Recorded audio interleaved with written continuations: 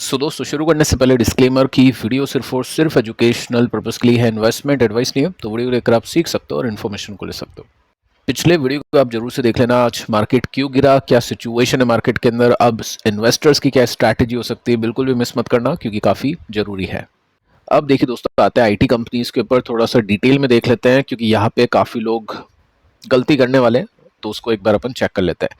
देखो, IT sector आज गिरा है तकरीबन 6% के साथ में, और 6% के साथ में इन्फोसिस का कल एडीआर भी नीचे था।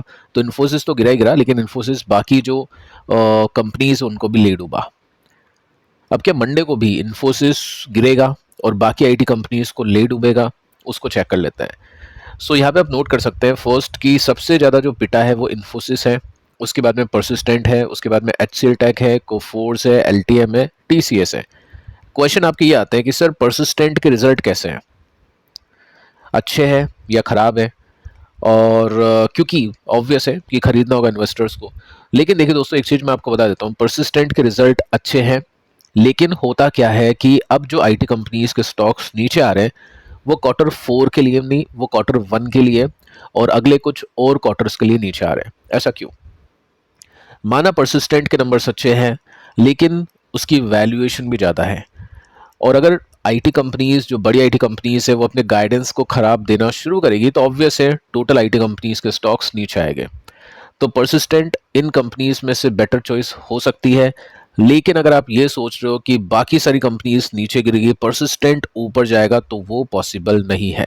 इसका मतलब ये है कि आईटी कंपनीज का अगर बॉटम बनता है तो ऐसी कंपनीज को चुनना होता है जिनके रिजल्ट अच्छे आते हैं। ठीक है, अब देखिए दोस्तों, यहाँ पे सीन क्या है, आप सिंपली नोट कर सकते हैं कि ये जो वीकनेस है ना, ये आ रही है आईटी कंपनीज में। जो नंबर्स है ना, उसकी वीकनेस की बात करूं, डोमेस्टिक और ग्लोबल ट्रिगर्स दोनों से। आईटी कंपनीज ने softer then expected result deliver किए हैं। टीसीएस के फिर भी ठीक ठीक से थे, लेकिन वो कांस्टेंट करेंसी का जो मैटर है तो उसके अंदर भी वो मैटर था। ठीक है, साथ में अगर आप देखोगे ना तो यहाँ पे जो गाइडेंस है ना वो भी काफ़ी सॉफ्ट दी है कंपनीज ने। ये एक मेन मुद्दा है। अगर मैं यहाँ पे आपको दिखाऊं तो आप ये देख सकते हैं कि नियर टर्म जो ग्रोथ है ना, उसकी चिंता अब होना शुरू हो चुकी है, जबकि कंपनी के पास में एआई डील्स आ चुकी है। फिर भी जो प्राइसिंग प्रेशर है ना ट्रेडिशनल सर्विसेज का, वो इंक्रीज हो रहा है। एआई डील तो आ रही है, उसके अंदर तो कंपनी को अच्छे पैसे मिल रहे हैं, लेकिन एआई का एक्सपोजर ही कितना सा है, बहुत कम है, 5-7% है।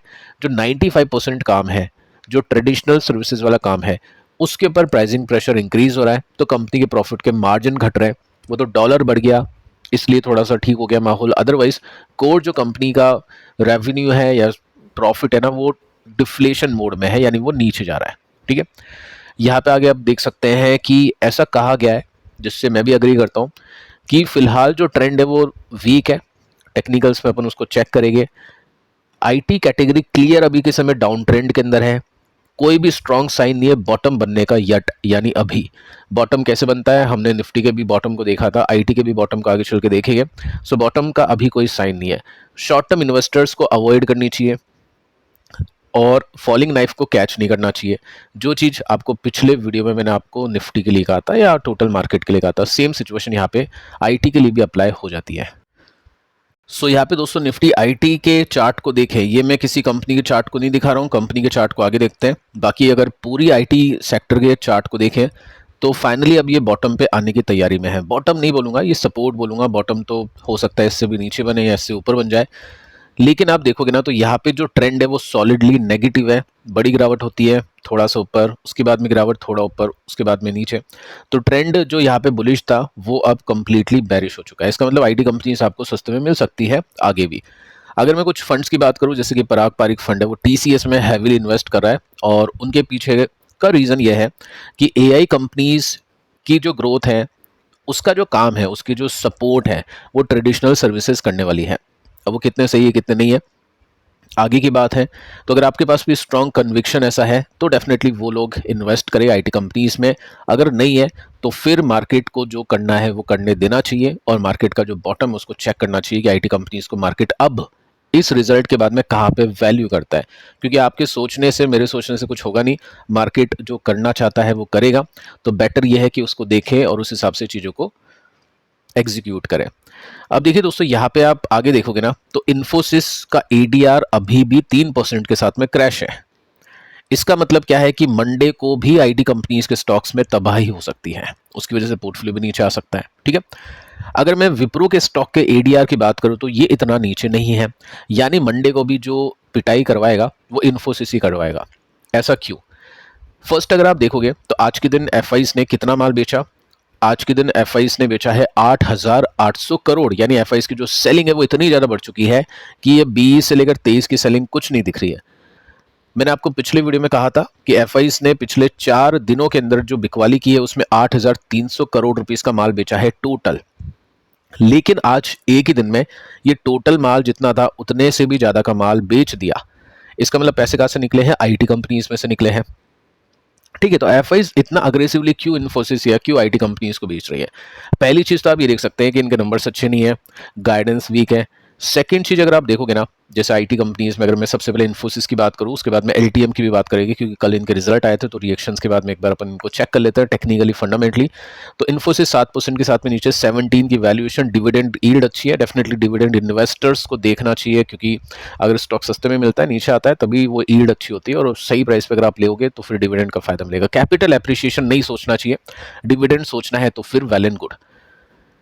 अब देखिए दोस्तों, एक बड़ी खबर आती है जिसमें यहाँ पे सुनने को मिलता है कि इन्फोसिस के बोर्ड ने अप्रूव कर दिया है इक्विटी ग्रांट्स कंपनी के सीईओ सलील पारिक को। अब देखिए, ये जो व्यक्ति है ना, इनको इन्वेस्टर्स पसंद नहीं करते हैं, डीआईस भी इतना कुछ खास पसंद नहीं करते हैं, एफआईस भी इतना कुछ खास पसंद नहीं करते हैं, मैं भी नहीं करता हूँ, क्योंकि कुछ पॉइंट्स है उसकी वजह से। विप्रो और इन्फोसिस दोनों की बात कर रहा हूँ, क्योंकि सेम चीज विप्रो के अंदर भी अप्लाई होती है। इन कंपनीज में क्या होता है, ग्रोथ काफी कम होती है, लेकिन इनके जो बोर्ड है, अब मैं इन्हीं की बात नहीं कर रहा हूँ, जो भी बोर्ड के अंदर जो भी मेंबर्स है ना, वो मोटा पैसा उठाते हैं। ठीक है, अगर आप देखोगे तो ग्रांट्स का मतलब ये होता है कि इनको परफॉर्मेंस बोनस दिया है, 51 करोड़ रुपीस दे दिए इनको, ऐसे ही स्टॉक्स दे दिए कि रख लो, बेचना है तो बेचो, नहीं तो होल्ड करो, फ्री में आपको 51 करोड़ रुपीस हम दे रहे हैं। क्यों दिया है? क्योंकि परफॉर्मेंस अच्छा किया है, और परफॉर्मेंस आप देख सकते हैं इन्वेस्टर्स के लिए तो क्या परफॉर्म किया, कुछ भी नहीं किया है, लेकिन इनकी जेब मोटी होती जाती है, और यही चीज इन्वेस्टर्स को पसंद नहीं आती है। इन्फोसिस का एडीआर इसी वजह से नीचे है, तो मंडे को भी पिटाई संभव है।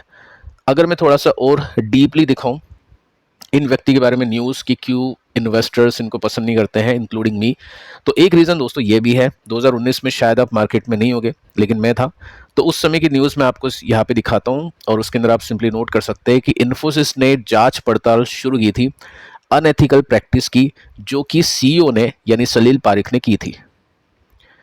ठीक है, तो इसकी वजह से स्टॉक टैंक हुआ था। तो इन्फोसिस और जो विप्रो है, सेम सिचुएशन है, ग्रोथ आती नहीं है, लेकिन इनकी जो मैनेजमेंट टीम है उनके पास में दबा के ग्रोथ आती है। अगर मैं थोड़ा सा और डिटेल में आपको दिखाऊं, तो ये मैं आपके सामने फाइनेंशियल ईयर 25 का इनका सैलरी का जो भी चार्ट है वो मैं आपके सामने रखने की कोशिश करता हूं। आप देख सकते हैं सालाना इनको 80 करोड़ रुपीस की सैलरी मिलती है। ये बेसिक पे है, इनके अंदर कुछ कुछ चीज़ें और ऐड होती हैं, मैं कहूँगा इसका 25-30% जोड़ लेना, अदर इनकम भी मिलती है और भी कंपनसेशन मिलते हैं, बहुत चीज़ें मिलती है आईटी कंपनीज में। अगर आप काम करते हैं तो आपको पता होगा, इनके पास में कार्ड्स होते हैं, बहुत चीज़ें होती हैं इनके पास में। ठीक है, मंथली अगर आप देखोगे तो 7 करोड़ है, डेली हर दिन इन्वेस्टर कमाए नहीं कमाए, ये हर दिन 22 लाख रुपीस कमाते हैं ऐसी घटिया ग्रोथ देने के लिए। ठीक है, थोड़ा सा हार्श हो सकता हूँ, क्योंकि ऑब्वियस है यहाँ पे इन्वेस्टर्स का नुकसान होता है, जो इन्फोसिस में डीआईज एफआईज को भी पसंद नहीं है। काफ़ी सारे इंटरव्यूज मैंने देखे इनके अगेंस्ट में, बट ठीक है, ये कंपनी में इस तरह की सैलरी उठाते हैं। अब देखिए दोस्तों, थोड़ा सा डिटेल में देखें तो फाइनेंशियल ईयर 26 का पैकेज अगर आपको दिखाऊं तो 130 करोड़ रुपीस का है। इसमें स्टॉक अवार्ड भी इनको मिलता है। तकरीबन महीने का कमाते हैं 11 करोड़ रुपीस, और दिन का कमाते हैं 35 लाख रुपीस। तो एफआईज को ये चीज पसंद नहीं आई कि आप ग्रांट क्यों दे रहे हो जब आप वैसी परफॉर्मेंस नहीं कर रहे हो, तो इस वजह से एडीआर नीचे है। तो इन्फोसिस की हालत खराब है, और इन्फोसिस फिलहाल अंडर परफॉर्म कर रहा है। यहाँ पे ब्रेकडाउन इसने दे दिया है, चेकआउट करते हैं कि बॉटम कहाँ पे लेता है, क्योंकि अब चीज़ें थोड़ी सी सीरियस हो चुकी है। देखते हैं क्या होता है आगे चल के। बाकी ग्रोथफुल कंपनीज में आपको बता चुका हूँ, जिसमें से एक कंपनी ये भी है जो आपके सामने है, एलटीएम, 5% की गिरावट। लेकिन दोस्तों अभी प्रॉब्लम क्या है, प्रॉफिट अच्छे खासे आए थे इसके 45% के साथ में, मार्केट की एक्सपेक्टेशन भी ऐसी थी, बहुत अच्छी रिजल्ट नहीं है जो कल आपको बताया था मैंने, मार्जिन थोड़े से कॉन्ट्रैक्ट हुए थे, एस्टिमेट से कम आए थे।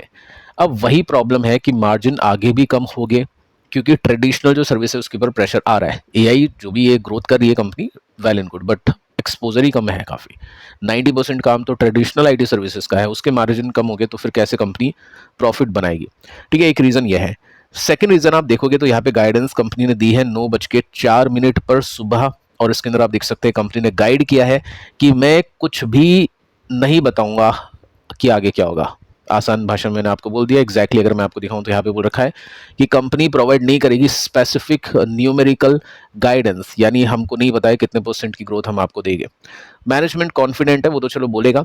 तो ये सीन है कि यहाँ पे आईटी कंपनी इसकी जो गाइडेंस है वो काफ़ी खराब आ रही है और मार्केट उस हिसाब से इनको वैल्यू कर रहा है। स्टिल यहाँ पे इन्फोसिस की ग्रांट की न्यूज़ आ गई तो वो इसके अंदर आग के अंदर घी डल गया। तो हो सकता है मंडे को और आईटी कंपनी इसमें प्रॉब्लम देखने को मिल जाए। अगर एलटीएम के स्टॉक की बात करूं तो यहाँ पे बॉटम आना बहुत ही मतलब हम बोल सकते हैं नॉर्मल है। ठीक है, इतनी गिरावट हो सकती है, बाकी फिर भी अगर बॉटम और टूटता है तो और भी जा सकता है। तो बेटर यही है कि देखें चीज़ों को कि कहाँ पे क्या होती है, डिमांड सप्लाई कैसी प्ले करती है। यहाँ पे जो हमने देखा सप्लाई चल रही थी, यहाँ पे थोड़ी सी डिमांड हुई थी। ठीक है, अब देखते हैं नेक्स्ट बॉटम कहाँ पे बनता है। इसी तरह से बाय एंड डिप की जाती है, इसी तरह से खरीदारी की जाती है, एक्यूमुलेशन किया जाता है। अगर आपको इस तरह के चार्ट के ऊपर स्टडी करनी है और भी फीचर्स का फायदा उठाना है जैसे कि मैं उठाता हूं, तो उसका लिंक आपको मैं दे चुका हूं नीचे। जीरो अमाउंट के ऊपर आपका अकाउंट ओपन हो जाएगा, आप चाहे तो चेक कर सकते हैं। काफ़ी सारे क्वेश्चंस आते हैं। पिछले वीडियो को आप जरूर से देखना क्योंकि यहाँ पे निफ्टी की सिचुएशन मैंने आपके सामने डिस्कस की है। नेक्स्ट वीडियो में और भी कुछ बातचीत करते हैं जो भी इंपॉर्टेंट होगी। मिलते हैं नेक्स्ट वीडियो में, तब तक के लिए बाय बाय।